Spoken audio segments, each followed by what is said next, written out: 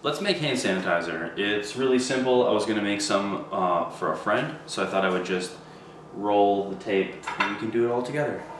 So according to a W.H.O recipe that's very simple and effective, you just need a cup of rubbing alcohol, a tablespoon of hydrogen peroxide, and a teaspoon of glycerin.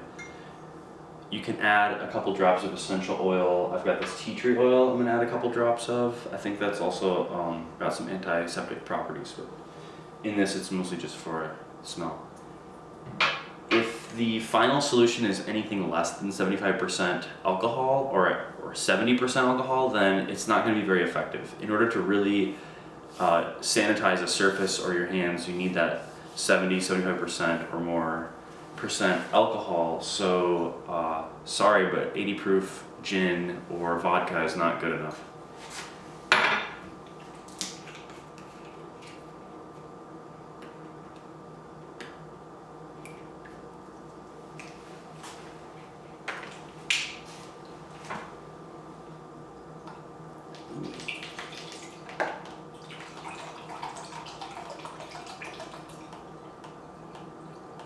There's a cup.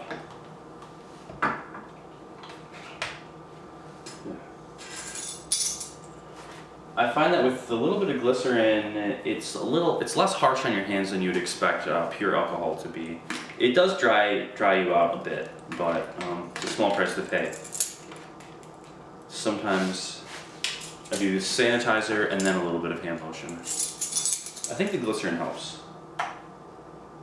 Tablespoon of hydrogen peroxide.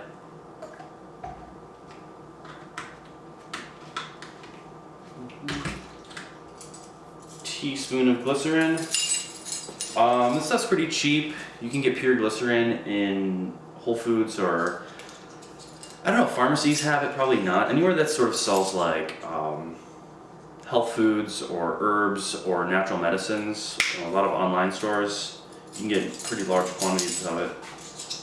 Should be, hopefully no more than like $1 an ounce or $2 an ounce tops. If someone's charging a bunch more for it, they're probably gouging you.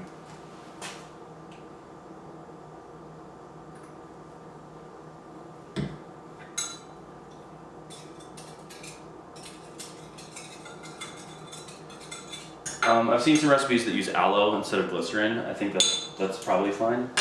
I'm just sticking to the WHO approved guidelines. Except for my extra little tea tree oil.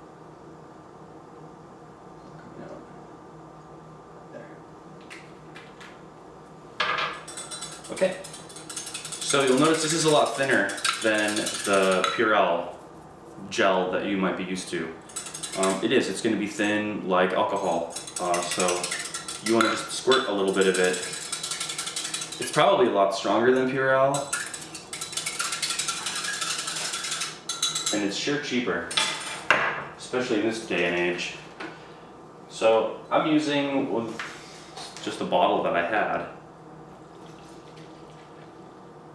You want to keep a lid on it because alcohol evaporates at room temperature if you don't have a lid on it.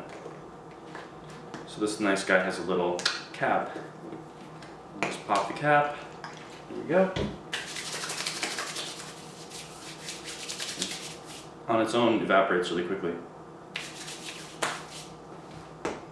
I put a batch in an old weird soap dispenser that I have. That seems to work decently enough. Okay, I hope you can make some of your own. Thanks for watching.